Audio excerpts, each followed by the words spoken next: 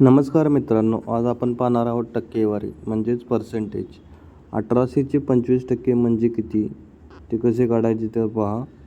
1800 म्हणजेच 100% मानू. आपल्याला काढायचं आहे किती, 25%. तर 25% म्हणजे किती, ती किंमत x मानू. आता x = तिरकस गुणाकार 1800 गुणिले 25 भागिले 100. आता 0ला 0 गेला तर राहिलेले संख्येचे गुणाकार 18 गुणिले 25. 18 गुणिले 25 कसे करायचे बघा.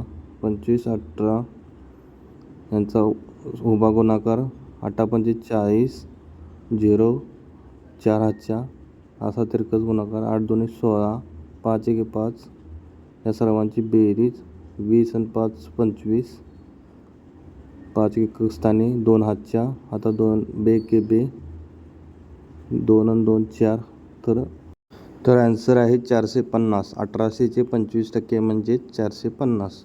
तर तो मित्रांनो, तुमच्यासाठी एक प्रश्न. 5400चे 8% म्हणजे किती, अशाच पद्धतीने आन्सर काढून कमेंट बॉक्समध्ये कमेंट करा. व्हिडिओ आवडल्यास चॅनलला लाईक, शेअर आणि सबस्क्राईब करा. धन्यवाद.